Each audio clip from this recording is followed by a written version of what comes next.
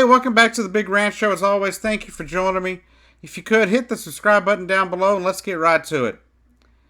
Now, for your Easter Sunday, I bring you a little bit of somewhat breaking news that's hit the wire as of late. And I want to give you a direct quote on this, but it has to do with Donald Trump and the DACA program. And I want to read you his quote right now directly, so no one accuses me of some kind of spin or lying or some kind of BS like that I get accused of on a regular basis, it seems like, either via social media or comments in the comment section. But he says, and I quote, coming at you at 8:56 a.m., April 1st, 2018, Border Patrol agents are not allowed to properly do their jobs at the border because of ridiculous liberal, in parentheses, Democrat laws like catch and release.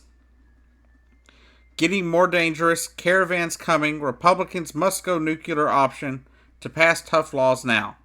No more DACA deal. So basically, what Donald Trump just said in that tweet this morning, I'm assuming while he was watching Fox and Friends, is that there is no more decision for DACA, or no more deals for DACA.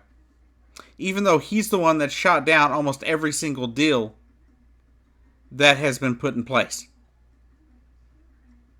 There have been multiple, I believe at least 4 bipartisan deals that have been created for the DACA problem to solve it permanently. And he shot them all down. In the last budget negotiations, they tried to get something in for DACA into that omnibus package. But both sides couldn't come to agreement. One reason was Donald Trump offered a temporary solution.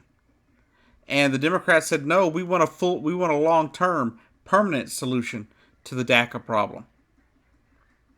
That Donald Trump won. Let me make this very clear, that Donald Trump created by ending the DACA program. He could fix the DACA program with one executive order overnight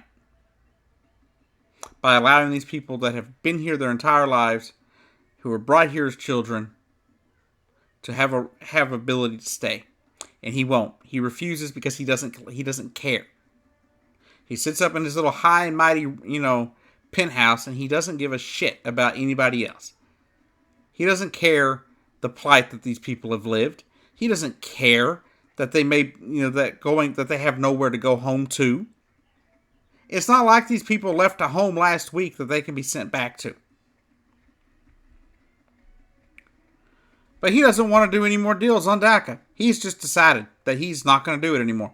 So screw these people, he's basically saying.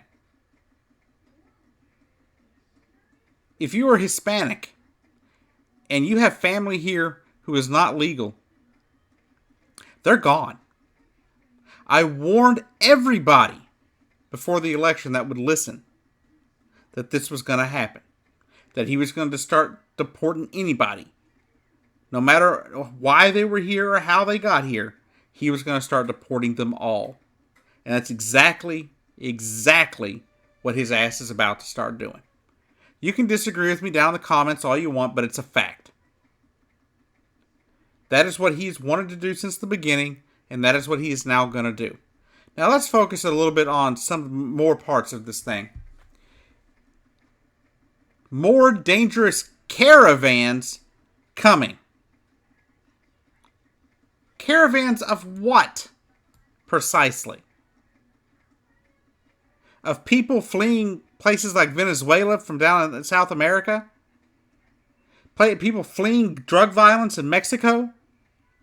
Are these the caravans of people you're talking about, Donald Trump? How about are you getting confused because that happened back in 2012? No democratic law created these, quote, caravans of people. A law signed by a good-hearted George W. Bush in 2006 brought those people here and continue to bring those same people here. George Bush signed a law allowing people, certain people to stay if they could get here. He did it out of moral obligation to his fellow human beings. He did it from a place of being a Christian and giving people a home. As we sit here on Easter Sunday, a day when, if you're religious, Jesus Christ rose from the dead after being born in a stable, after being refused home or housing anywhere else for his mother. If you believe in Jesus Christ, if you believe in Christianity, if you believe in religion, you have to also believe in caring for your fellow man. That is a requirement. If I do recall from my times growing up in Sunday school, that you're supposed to care for and love your fellow man. There's the whole line in the Bible of, I was naked and you clothed me. I was hungry and you fed me. I was homeless and you housed me. I am not all that up to date on my religion. And I cannot give you an exact location in the Bible for that verse. But I know it's there. And I have read it multiple times. And what Donald Trump wants to do is tell these people out of the, that were brought here, that are being brought here because they have nowhere to go. Their lives have been uprooted and destroyed. He wants to sit there and tell them, get the hell out of here. We don't want you here. Kids that were brought here, people that are brought here as children as young as 3, 4, 5 years old, are going to be told to go home. Home to where? If you left Mexico, for example, when you were 5 years old, what home do you have in Mexico? If your entire family moved here,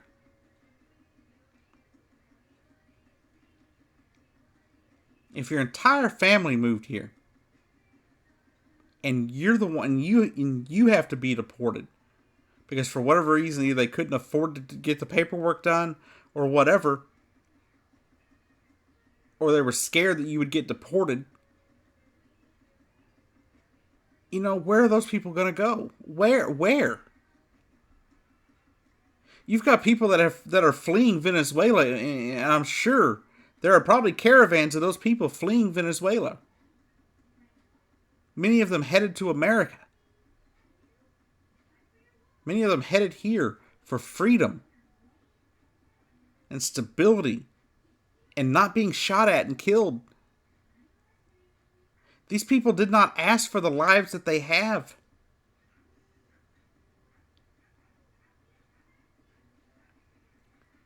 They are coming here for help. They are coming here for freedom. They are coming here to escape tyranny. And I believe if we are going to call ourselves a Christian nation, we must take care of these people. Especially the children that come here with no home. Now, if people get here and they can't, if people come here illegally, I get that, okay? I'm not one to sit here and say we can't, that we can't have laws preventing people from entering our country. But I think some people, as Trump calls in these, quote, caravans, should be allowed to stay. I believe that children who were brought here against their will at 3, 4, 5 years old and have been, that are crime-free or have served in our military, I do not believe they should be kicked out of the country. We have educated these people. We have trained these people. And what are we going to do? We're going to train all these people, and then we're going to send them back to Mexico or Venezuela or Brazil or wherever in the freaking world they came from. And we're going to sit there and tell them they're not good enough to be Americans. Because somebody never told them they weren't Americans. Until a few years, some of them don't find out till they go to college. So many of them joined the DACA program back when it was instituted by the Barack Obama administration, with the promise that we would find a solution to allow them to stay down the road. Now I understand that DACA was temporary, but we should not. But these people came out of the woodwork to pay their fees, to be allowed to stay and work in this great country of ours. Many of them own family businesses. Many of them work 2 or 3 jobs to make ends meet.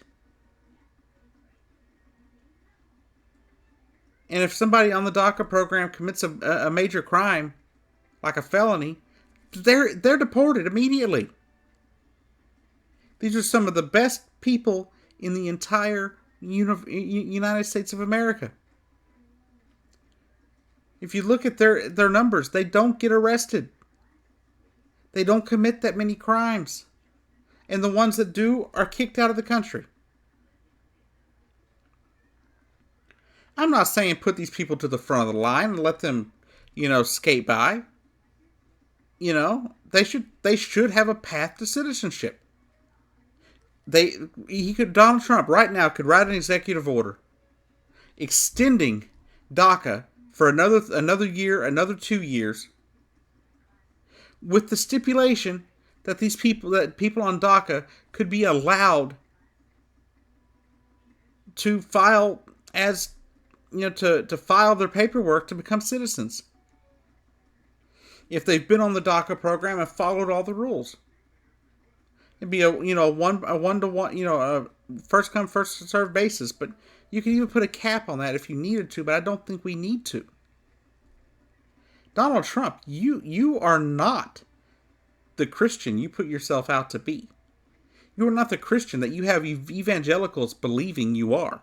We know this because of all the affairs on your wives, which I don't think are all that pertinent to the argument, but our argument of politics, but to the argument of morality. You want to sit there and tell different people that they're inferior, that they're not as good as you. That's not right. If I remember correctly, you're not supposed to be so prideful. And I'm not sure the full solution, but I think if they gave the DACA people an option, just an option, a simple bill could be passed by Congress. He could write an EO to solve this problem. Give them a path to citizenship. And to sit here and tweet out that you're refusing to work any kind of deal, and that the Senate should just get rid of all the filibuster completely, just get rid of it. Donald Trump, the filibuster is there for a reason. The filibuster is there to prevent the tyranny of the majority. Now I understand on some things, sometimes it has to be done. Even though I thought it was terrible when the Democrats did it to get judges appointed. I didn't like it then. I don't like it now. But if it's used at all, it should be used to get people in places that they belong, where they're going to be where it's a threat or causing an ongoing problem.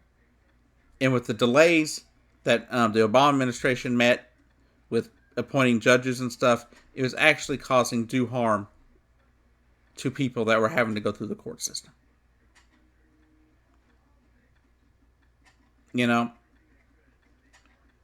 But I didn't even support it then. But I understand how it happens. I understand where it came from. But I did not support it. And I will not support it now. So Donald Trump, no. No. The Senate should not get rid of the filibuster just for you. And remember, what's going to happen in 2018? If the Democrats take power in 2018, well, what's going to happen when that filibuster is gone? Your Republicans take it away now.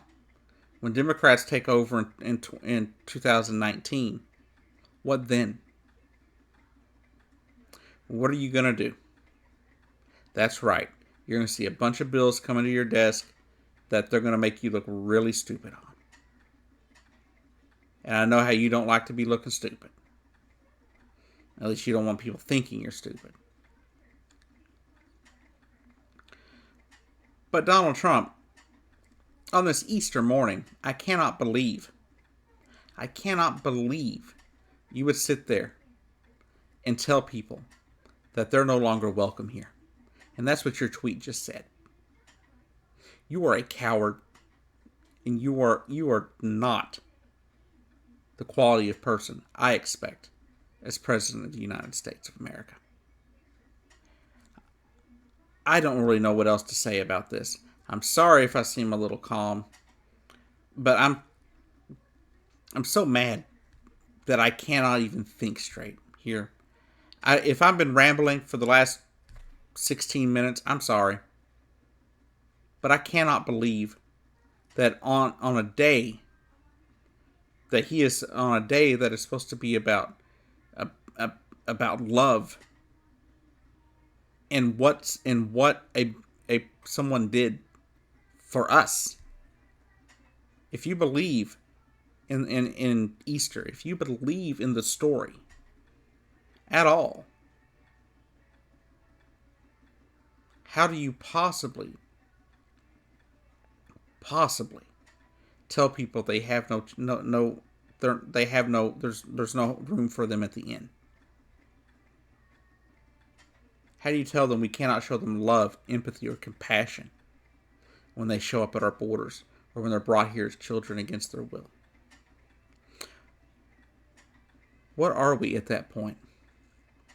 We want to call ourselves a Christian nation. I'm not all that religious. But if we're going to call ourselves a Christian nation, maybe we should follow some of that. If we can't just sit there and cherry pick it. If you believe in Christianity, you believe that Jesus Christ died for your sins, died for you out of his love for you.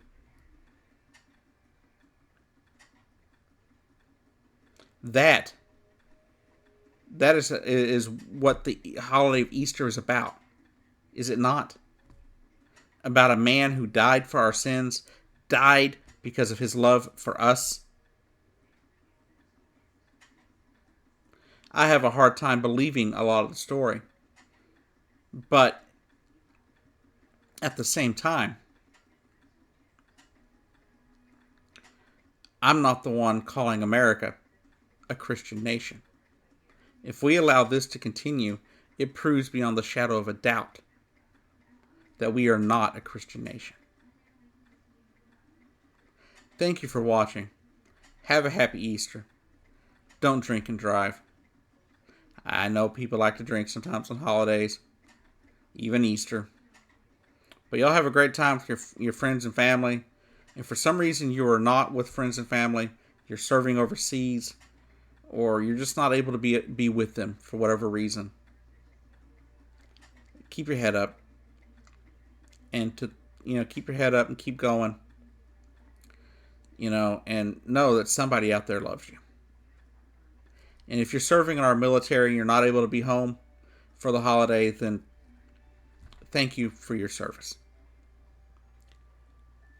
This has been Jacob Keck for the Big Ranch Show. And that is all I have for you. I'll see you down the road.